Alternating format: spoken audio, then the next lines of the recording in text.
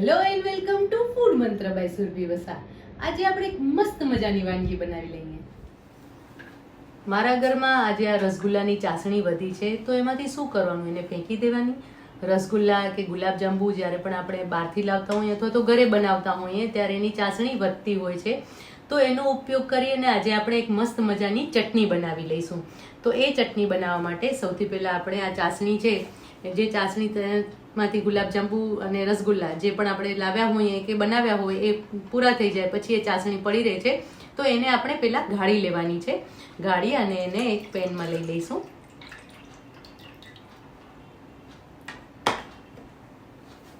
હા, પણ જ્યારે પણ આ ચાસણીનો આપણે ઉપયોગ કરતા હોય ને ત્યારે ચાસણી એ વાતનું ધ્યાન રાખવાનું કે બહુ જૂની ન હોવી જોઈએ.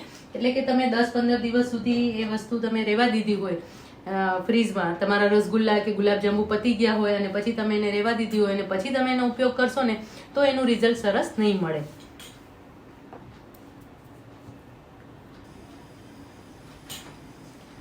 હવે આ ચાસણીમાં મેં આંબલી લીધેલી છે.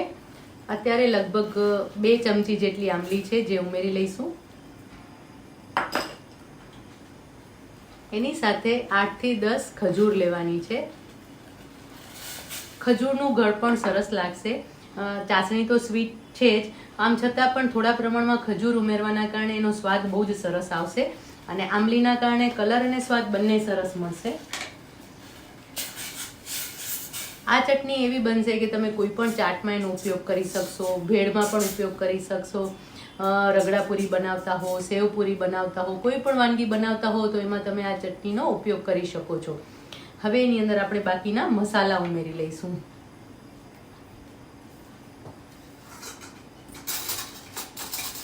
ચાસણી હોવાના કારણે આ ચટણી ખૂબ જ ઝડપથી તૈયાર થઈ જતી હોય છે. 1 ચમચી લાલ મરચું પાવડર ઉમેરી લઈશું. 5 ચમચી હિંગ ઉમેરીશું. ચાટની ચટણી જ્યારે પણ બનાવતા હોય ને ત્યારે એની અંદર થોડા પ્રમાણમાં કાચું જીરું ઉમેરશો ને તો એનો સ્વાદ બહુ જ સરસ લાગે છે.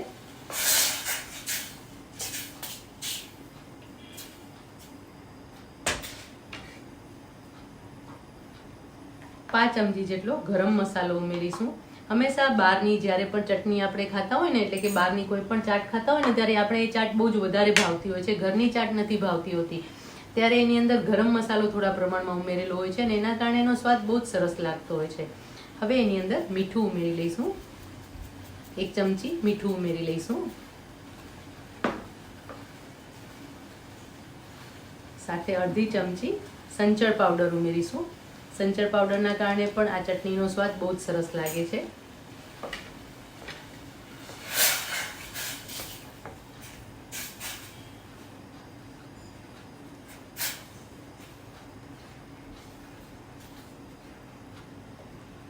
હવે આ જે મિશ્રણ છે એને આપણે થોડી વાર સુધી ઉકળવા દઈશું, જેથી કરીને આંબલી અને ખજૂર બંને એકદમ સરસ સોફ્ટ થઈ જાય.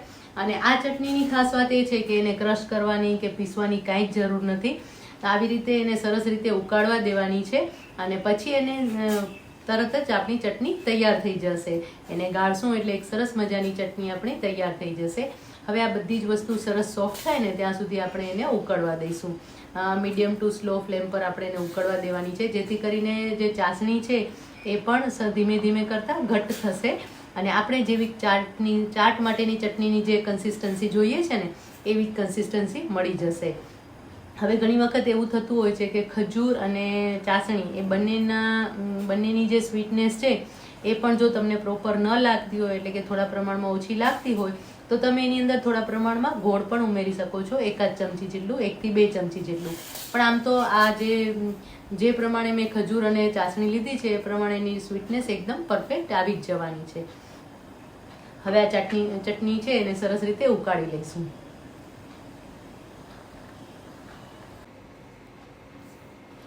જો મિશ્રણ સરસ ઘટ્ટ થઈ ગયું છે અને ખજૂર અને આંબલી છે એ પણ એકદમ સરસ રીતે ગળી ગયા છે. બસ આ આપણી ચટણી તૈયાર થઈ ગઈ છે. હવે આ ચટણીને ગાળી લેવાની છે.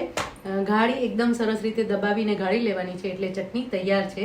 આપણે એને મિક્સીમાં ક્રશ કરવાની પણ જરૂર નથી. એકદમ સરસ રીતે ચટણી તૈયાર થઈ જાય છે. ચટણીને આપણે ગાળી લઈએ.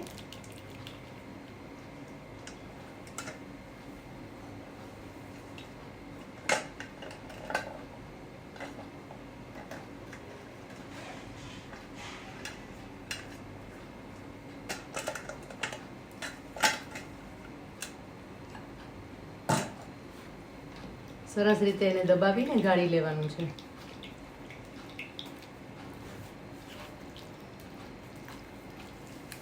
એકદમ પ્રોપરલી પ્રેસ કરશો એટલે બધું જ સરસ રીતે ગળાઈ જશે અને નીચે એકદમ સરસ ઘટ્ટ તેવી ચટણી તૈયાર થઈ જશે. અને આ જે કૂચો નીકળે ને એને પણ તમે ફેંકી ન દેતા, એનું શરબત બનાવશો તો બહુ જ સરસ લાગશે. અને તમે પાણીમાં મિક્સ કરી લેજો. પાણીમાં મિક્સ કરી એની અંદર પાણી નાખી થોડું અને જરૂરિયાત પ્રમાણે તમે ખડી સાકર અથવા ગોળ ઉમેરી દેવાનું છે. ગોળ પણ સરસ લાગશે. ગોળ ઉમેરી દેવાનું અને એને થોડું બ્લેન્ડ કરી લેવાનું. અને બ્લેન્ડ કરી અને તમે એકદમ ચિલ્ડ કરીને પીશો ને તો એટલું સરસ લાગશે ને આંબલી અને ખજૂરનું મસ્ત મજાનું શરબત તૈયાર થઈ જશે. જો એકદમ સરસ બધું જ એકરસ થઈ ગયું છે ને. અને આ કાઢી લેવાનું કારણ એ છે કે જો તમે આની સાથે આપણે જ્યારે ચટણી બનાવીએ ને ત્યારે ખજૂર અને આંબલી બધું જ ક્રશ કરી લેતા હોય છે. એના કારણે શું થાય છે કે એનું ટેસ્ટ અને ટેક્સચર એકદમ બહાર જેવું નથી આવતું હોતું આપણું. પણ જો તમે આ રીતે એને બધું જ એકદમ સરસ રીતે મેશ કરી લેશો ને જો આ રીતનું એનો પલ્પ નીકળશે અને સરસ રીતે તૈયાર થશે. એટલે જે ચટણીની કન્સિસ્ટન્સી આવશે ને એ બહુ જ સરસ આવશે અને એનું ટેક્સચર અને ટેસ્ટ બંને બહુ જ સરસ આવશે. હજી પણ આને થોડું મેશ કરીશું એટલે એકદમ જે ઘટ્ટ એનો માવો નીકળશે ને એના કારણે ચટણી સરસ લાગશે. જો સરસ રીતે ચટણીને આપણે ગાળી લીધી છે. આટલો કૂચો છે એને તમે પાણીમાં પલાળી નાખો અને પાણીમાં પલાળી એની અંદર ગોળ નાખી અને શરબત બનાવીને પી જવાનું છે. અને તમે કન્સિસ્ટન્સી પણ જોઈ શકો છો. સરસ રીતે મિક્સ કરી લેવાની છે. જો એકદમ સરસ કન્સિસ્ટન્સી આવી ગઈ છે. અને જે ચાટવાળાના ઠેલા ઉપર જે ચટણી મળતી હોય અને એનો જે કલર હોય ને એવો જ સરસ કલર આ ચટણીનો લાગી રહ્યો છે. તો ચાટ માટેની સ્પેશિયલ ચટણી અને ખાસ કરીને વધેલી ચાસણીમાંથી બનાવેલી ચટણી તૈયાર છે. આપણે એને સર્વ કરી લઈએ.